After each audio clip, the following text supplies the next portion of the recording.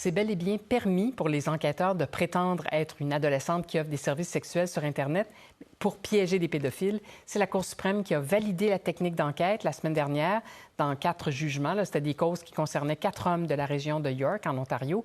Les 4 accusés prétendaient qu'ils avaient été victimes de provocations policières. Après 2 ans, le Canada a décidé que cette procédure ne fonctionnait plus. C'est fini les peines de prison pour les leurres d'enfants. Il n'y aura plus de peine de prison obligatoire pour ceux qui sont reconnus coupables d'avoir leurré un enfant sur Internet, c'est-à-dire de s'être servi des réseaux sociaux pour commettre des infractions sexuelles. La Cour suprême du Canada vient de déclarer ces peines inconstitutionnelles dans 2 jugements rendus vendredi. Selon le haut tribunal du pays, ces peines minimales sont exagérément disproportionnées dans certains cas. Mais dans d'autres situations, la prison sera effectivement la peine appropriée et même pour une période plus longue que le minimum prescrit. La décision de la Cour suprême d'annuler ces peines minimales redonne donc la flexibilité au juge chargé de déterminer la sanction appropriée dans le cas d'un délinquant qui se trouve devant lui. L'infraction du leurre d'enfant se retrouve à l'article 172.1 du Code criminel. En gros, ce crime est commis lorsqu'un adulte utilise un moyen de télécommunication, Facebook, Instagram, TikTok, Snapchat, Twitch, Ing, pour cibler un enfant afin de commettre une autre infraction, par exemple l'exploitation sexuelle, l'agression sexuelle, l'inceste ou la pornographie juvénile. Le leurre d'enfant est ce qu'on appelle une infraction mixte en droit criminel, c'est-à-dire que la couronne peut poursuivre l'accusé de 2 façons, soit par procédure sommaire lorsque l'infraction est jugée moins grave, soit par mise en accusation criminelle pour les infractions les plus graves. La peine minimale est de 6 mois dans le premier cas et 12 mois dans le second, par voie de mise en accusation criminelle. La décision. Dans les 2 affaires qu'elle a eu à traiter, la Cour suprême en est arrivée à la même conclusion. Les peines minimales pour leurre d'enfants sont contraires à l'article 12 de la Charte canadienne des droits et libertés, qui proscrit les traitements cruels et inusités. Je ne sais pas ce qui est pour la loi des enfants, mais bon. La Cour insiste toutefois sur ces faits. L'invalidation des peines minimales obligatoires ne signifie pas que le leurre d'enfant est une infraction moins grave. L'un des 2 cas, ce que la Haute Cour devrait analyser est celui d'un homme de 22 ans qui a rencontré sa victime de 13 ans en personne. Il lui a ensuite envoyé une demande d'amitié sur Facebook. Pendant les 2 années suivantes, ils ont été en contact sur les médias sociaux et se sont aussi vus en personne. Rencontre durant laquelle ils ont eu des rapports sexuels illégaux à 4 moments distincts. L'homme a plaidé coupable à un chef d'accusation de leurre d'enfant et à un chef de contact sexuel. Le juge du procès a décidé de lui imposer 5 mois de prison pour l'infraction de leurre et d'invalider l'article du Code criminel qui prévoit une peine minimale pour ce crime. La Cour suprême a confirmé que l'article est inconstitutionnel, mais le contrevenant s'est retrouvé avec une peine de prison plus longue. La Cour lui a imposé une période d'incarcération de 12 mois pour l'infraction de leurre d'enfant, jugeant que 5 mois étaient insuffisants, notamment vu sa manipulation psychologique de l'adolescente, et à cela s'ajoute une autre peine de prison de 10 mois pour l'infraction de contact sexuel. Bref, dans son cas, la peine juste et appropriée est de 12 mois, ce qui correspond à la défunte peine minimale obligatoire pour leurre. Sauf que ça ne sera pas toujours le cas, soutient la Cour suprême. Les périodes obligatoires d'incarcération s'appliquent à une gamme de comportements si exceptionnels, vastes, que des peines exagérément disproportionnées sont infligées dans des scénarios raisonnables prévisibles, souligne la juge Sheila Martin, qui a rédigé l'opinion des juges majoritaires. L'éventail des actes visés par l'infraction de leurre est stupéfiant. Selon elle, fait à noter, il n'est même pas nécessaire que le délinquant commette réellement une autre infraction, comme une agression sexuelle, pour être condamné pour leurre d'enfant. Bref, une peine minimale ne laisse pas au juge la possibilité de distinguer des cas de gravité et de culpabilité morale différentes, poursuit la juge Martin. Il y a une distinction à faire entre un message texte envoyé spontanément et une série de textos planifiés envoyés sur plusieurs mois. Le juge peut aussi vouloir faire la distinction entre une première offense et une récidive, par exemple, ou encore tenir compte d'un trouble mental dont souffre le délinquant. La peine minimale ne permet pas de telle distinction, est-il indiqué dans le résumé. Drouin, 33 ans, est arrêté jeudi matin à son lieu de travail au garage municipal de la ville de Mont-Tremblant. Les enquêteurs de la Sûreté du Québec ont longuement interrogé ce résident des Laurentides. Il a par la suite été amené au palais de justice de Saint-Jérôme, où il fait face à 87 chefs d'accusation en matière de pornographie juvénile. Au niveau des accusations, on parle majoritairement d'un dossier de leurre informatique, donc l'article 172.11.1 du Code criminel. Et il y a des chefs d'incitation à des contacts sexuels et d'agressions sexuelles, mais la majorité des victimes sont des victimes de leurre. L'accusé aurait fait 70 victimes, des adolescents de 13 à 17 ans. Les crimes auraient été commis entre 2010 et 2015. C'est via soit des réseaux sociaux ou des sites de rencontres sur Internet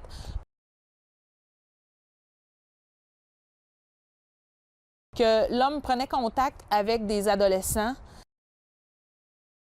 Et puis, bon, il y avait des échanges et puis rapidement, on se dirigeait vers des discussions à caractère sexuel et carrément des invitations par la suite. Donc, il y a même eu dans certains cas des rencontres.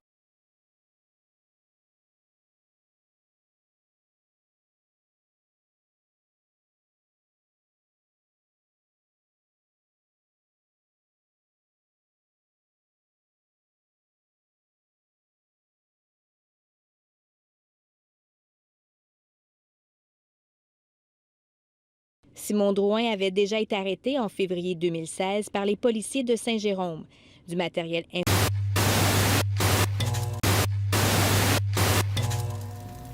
Le problème, c'est que l'un des visages de la campagne est celui d'un homme au passé criminel. Serge Linteau a non seulement été reconnu coupable d'incendie criminel, il a aussi purgé 2 ans de prison pour l'agression sexuelle d'un enfant de 3 ans. Peu de personnes, il y a peu d'hommes qui sont capables de parler de l'anéantissement que provoquent des agressions sexuelles dans l'enfance. Puis on parle tout le temps de pédophilie, puis on dit attention, c'est pas pédophile, c'est des éphébophiles.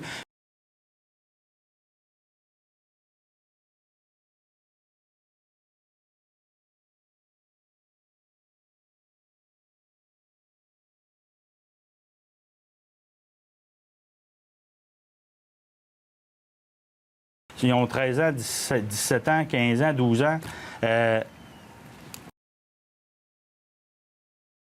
Quand on touche à cette zone-là, un enfant qui est agressé, là, on peut avoir intérieurement, c'est ce que j'étais, moi, à 13 ans, quand je vais voir Raymond Marie Lavoie, de mon propre chef, hein, comme on a fait remarquer M. Belland en début de semaine, il n'y avait pas de violence. Il n'y en avait pas dans mon cas non plus, là.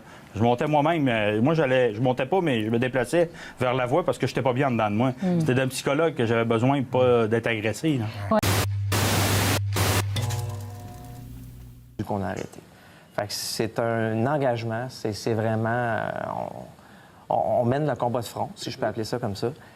Pour nous, c'est inacceptable. C'est un acte criminel grave. On parle de 6 mois de prison. Donc,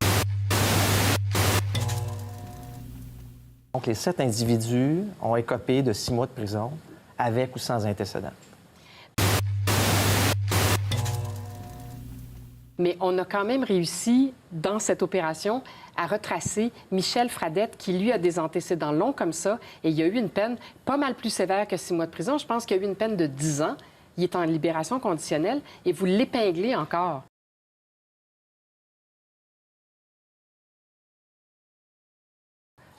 En fait, il faut comprendre, on a mené une opération défensive au mois de mars, où on a arrêté les individus que vous avez mentionnés ce matin.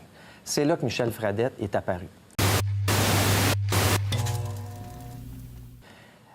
C'était préoccupant. C'est un individu qui non seulement voulait les services sexuels de mineurs, mais il voulait une enfant de 12 ans. C'était très précis. C'était très précis. Dès lors, on a commencé à enquêter. Évidemment, il faut comprendre qu'il n'y avait pas un téléphone à son nom, il n'y avait rien. Il a fallu mettre une équipe en place, travailler à le retracer, puis à l'identifier, puis à l'arrêter. Et je vous avoue, quand on a arrêté cet individu-là, c'était préoccupant. De par ses antécédents, c'est lourd, là. Ça date depuis les débuts des années 2000. Il y a eu 10 ans. On vous en parlait hier, c'était notre une, cette opération policière contre des présumés pédophiles. Eh bien, les 13 personnes arrêtées ont comparu aujourd'hui au Palais de justice de Montréal. Karine Bastien, parmi les 13 accusés, il y a au moins 2 personnes qui travaillaient avec des enfants. Oui, notamment un enseignant, effectivement, au niveau primaire. Alors, je vais vous en parler plus en particulier avec le premier, Dave Turcotte, 36 ans, un ancien animateur scout pour Pour les scouts en Montérégie, il a été animateur d'ailleurs pendant 5 ans. Il a été exclu en juillet 2015 parce qu'il ne respectait pas le code de conduite de l'association. Il était allé reconduire seul un jeune chez lui. Donc, et du côté de l'Association Scouts du Canada, on nous dit qu'on collabore avec les policiers. Également, Claude Paquette, 31 ans. Lui était enseignant dans les écoles primaires du Québec, mais aussi dans l'Ouest canadien, notamment en Saskatchewan. Et donc, il aurait fait partie aussi d'une association du scout donc ailleurs au Québec. Également Didier Chetla, le plus jeune des accusés, 27 ans. Lui a un doctorat en statistique. Il était professeur adjoint au HEC. Il a été suspendu provisoirement il y a quelques heures avec salaire. Donc, il était à l'emploi du HEC depuis 2015. Il y a aussi Jean-Marc Saint-Hilaire, 66 ans, de Saint-Eustache. Et lui, ses accusations remontent à 2003, imaginez, jusqu'à 27 janvier 2016. Donc, il était sous la loupe des policiers depuis fort longtemps. Il aurait distribué, possédé et produit du matériel à connotation pornographie juvénile. Et donc, il aurait même aidé ou conseillé d'autres personnes à commettre des actes criminels.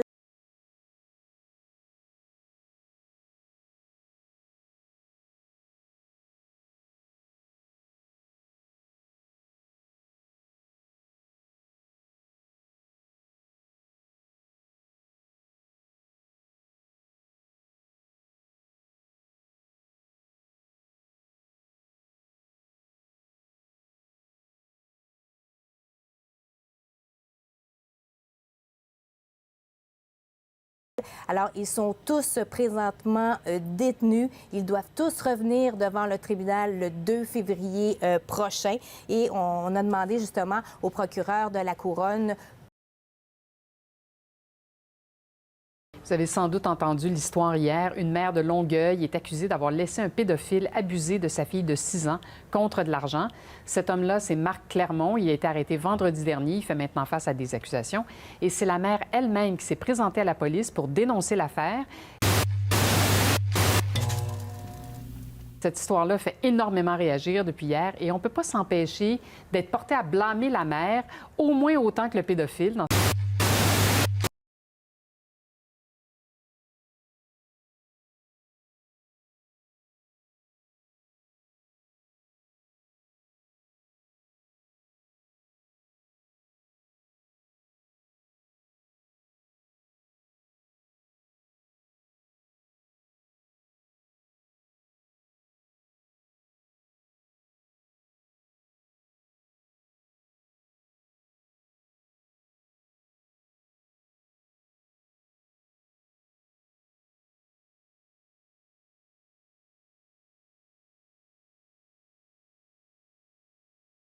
Alors, ces deux individus-là étaient en bénévolat avec nous depuis le mois de septembre dernier. Un à Belleuil, un autre à Outremont. Et ces gens-là travaillaient avec des jeunes, étaient assistants animateurs ou assistants-chefs avec des jeunes de 9-12 ans. Des louveteaux et des louveteaux particulièrement. C'est donc le choc à l'école primaire de l'Île des Sœurs et chez les scouts, comme vous venez de l'entendre. Choc aussi au HEC, où était un des professeurs adjoints là-bas. Un des 13 présumés pédophiles arrêtés mercredi était un enseignant de 3e année, un ancien animateur scout. Animateur scout qui avait été déplacé d'un autre groupe et on n'avait pas averti le groupe actuel, où il était comme bénévole, qu'il avait raccompagné un enfant alors que c'était interdit. Ça aussi, on peut se poser des questions sur le type de vigilance exercée chez les scouts. Un deuxième était également animateur scout. Qu'est-ce qui explique que certains adultes fantasment comme ça, passent à l'acte? Qu'est-ce qui peut motiver? Est-ce qu'on parle de maladie? De quel ordre?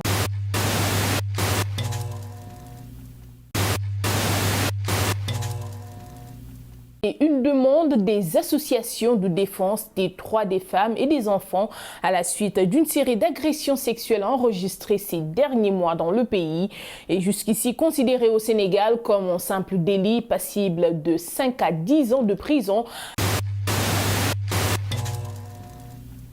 Avec la loi votée à l'Assemblée nationale, les auteurs de viol ou de pédophilie peuvent écoper maintenant de peines allant jusqu'à la perpétuité.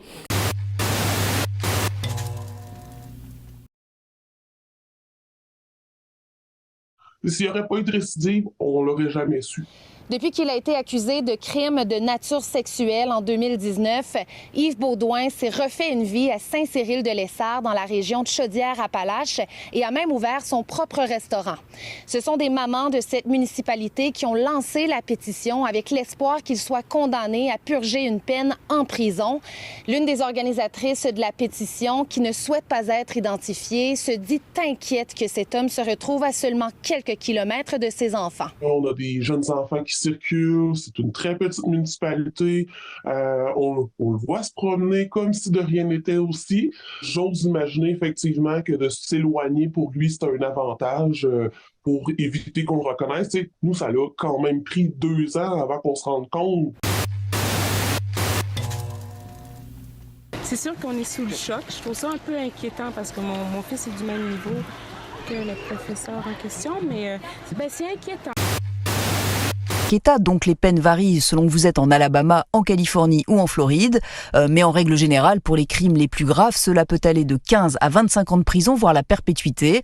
La Floride va même plus loin. Depuis le mois dernier, une nouvelle loi autorise la peine de mort pour les viols sur mineurs de moins de 12 ans.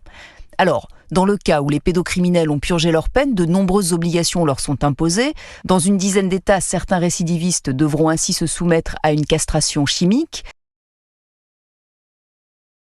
Mais dans tous les cas, les pédocriminels ont interdiction d'avoir un emploi qui les mettrait au contact de mineurs. Ils n'ont même pas le droit d'habiter à proximité d'endroits fréquentés par les enfants. Et puis surtout, ils doivent s'inscrire sur un registre de délinquants sexuels, des registres qui doivent être mis à la disposition du public. D'ailleurs, à Halloween, chaque année, les autorités à travers le pays publient des cartes locales avec les adresses de ces pédophiles pour qu'aucun enfant n'aille sonner à leur porte pour réclamer des bonbons.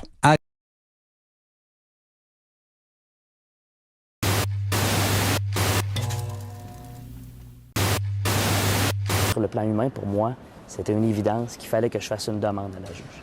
Pour maître Félix-Antoine Turmel-Doyon, il était impensable de voir son client partir en prison sans savoir s'il était en mesure de comprendre sa peine. Il a donc demandé à la juge que les aptitudes mentales d'André Côté soient évaluées. Le problème,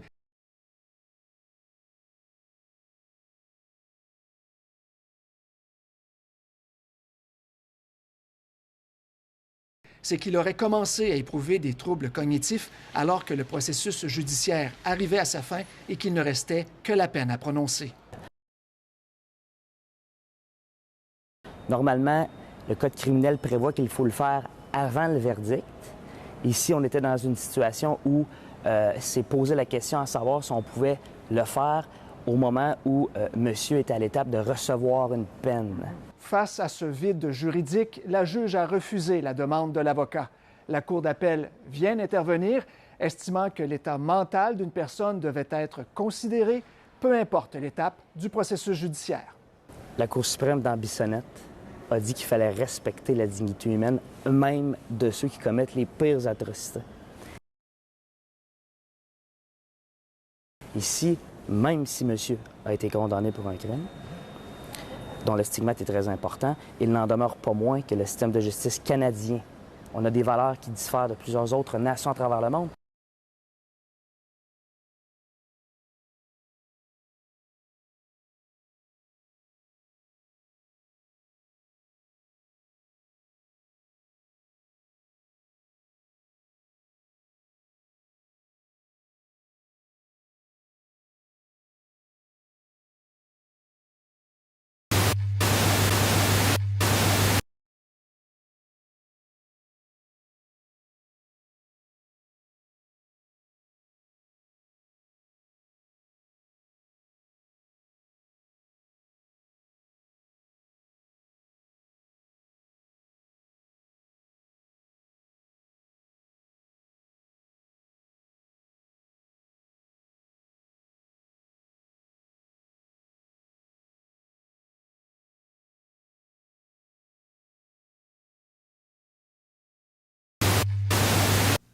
Pour ne pas choquer les oreilles, je vais appeler Monsieur M.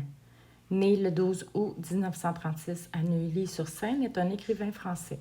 Auteur politique ayant publié une 50aine d'ouvrages, il reçoit plusieurs récompenses littéraires, notamment les prix Motard et Amique de l'Académie française, respectivement en 87 et 2009, et le prix Renaudot Essai en 2013. Alors qu'il décrit dans certains de ses livres ouvertement autobiographiques ses rapports sexuels avec des enfants et de jeunes adolescents, il bénéficie d'importants appuis, notamment dans la sphère littéraire et médiatique, tout en restant relativement méconnu du grand public. Fin 2019, l'annonce de la publication du Consentement, un livre témoignage de Vanessa Spingora, âgée de 14 ans au moment où l'écrivain a commencé à avoir des rapports sexuels avec elle, déclenche une polémique sur ce qui est perçu comme une forme de tolérance des milieux culturels, politiques et médiatiques envers l'écrivain. Cet événement, suivi d'autres témoignages et révélations, entraîne l'ouverture de 2 procédures judiciaires contre lui ainsi que l'arrêt de la commercialisation par ses éditeurs. Gallimard, La Table Ronde, Léo Cher, Stock, Payette et Jean-Claude Lattès de ses œuvres. Je n'ai pas envie de tout vous lire son pédigré. Si vous voulez, vous pouvez aller voir sur Wikipédia. Juste ici, un paragraphe qui m'a tenu en haleine. Il commence à tenir son journal intime le 1er août 1953. Désolé.